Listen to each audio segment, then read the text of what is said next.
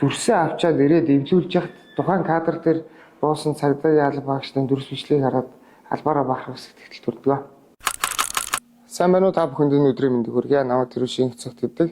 Би анх 2014 онд цагдаагийн байгууллагт ороод одоо дасралтгүй 12 жил ажиллаж байна. Мэргэжлэх юм бол би радио телевизэн дээд сургуулийг найруулагч мэргэжлэр төгссөн. Бас дотоод иргэх сургуулийг цагдаагийн ажил эрхцүүлж мэргэжлэр төгссөн байгаа. 12 жил нэг байгууллагатай ажиллаж байгаа. Цагдаагийн ерөнхий газрын хэвлэл мэдээллийн төв багт анх ороод одоо цагдаагийн ерөнхий газрын урьдчилан сэргийлэх албаны хэвлэл мэдээлэл олон нийтэд харилцах хэлтсэд ажиллаж байгаа. Цагдаагийн байгууллагад орж ажиллах шалтгаан маань гэвэл манай дотоодын зэрэгт ажилладаг байсан. Дүү маань бас цагдаагийн байгууллагт ажилладаг.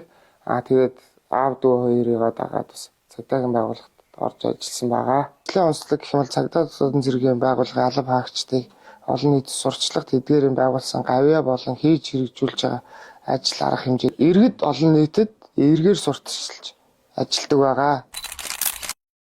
Манай урьдчилан сэргийлэх албаны онцлог гэх юм бол гэмт хэрэг зөрчлөөс иргэдийг урьдчилан сэргийлж контент, видео, шторк нэвтрүүлэг хийж иргэдийг гэмт хэрэгээс урьдчилан сэргийлэх эрх зүйн боловсролыг дээшлүүлж ажилладаг байгаа. Гэмт хэрэгтэй тэмцэх хамгийн чухал ажил нь урьдчилан сэргийлэх ажил байдаг. Урьдчилан сэргийлэх ажлыг сайн хийж чадсанаар гэмт хэргийн гарал буурах эерэг нөлөөтэй байдаг. Хамгийн харамсмаар зүйл байсан гэхээр нэг машины ослт төрчихсөн. Бичлэг хийх гээд нэг сурвалжлага хийх гээд. Тэгэхэд бол тухайн машин Purusar маркийн машин онголтоод жолооч нь газар дээр нас орсон байсан.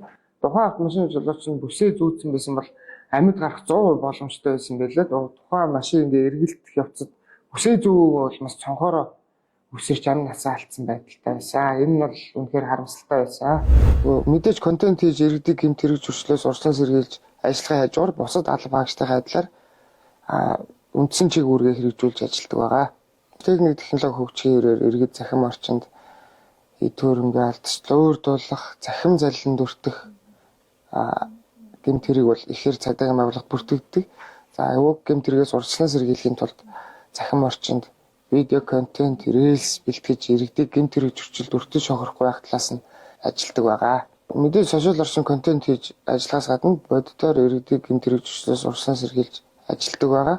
Хамгийн сүүлийн жишээ гэх юм бол одоо гар утас аван зарна гэсэн хоёр хүний дундуур 3 дахь читгээд орж ирж одоо л заллий хийх гэж байсан. Одоо үйлдэлийг таслан зогсоож тухайн зарах гэж байсан, авах гэж байсан хоёр иргэнийг хохирогчлохоос урьдчилан сэргийлж ажилласан байгаа. Бэлтгэсэн контентийг маань үзсэн иргэд маань мэдээж гэмт хэргийн хохирогчлохоос бас өөрийгөө бас урьдчилан сэргийлж чаддаг баха гэдэгт бас найддаг.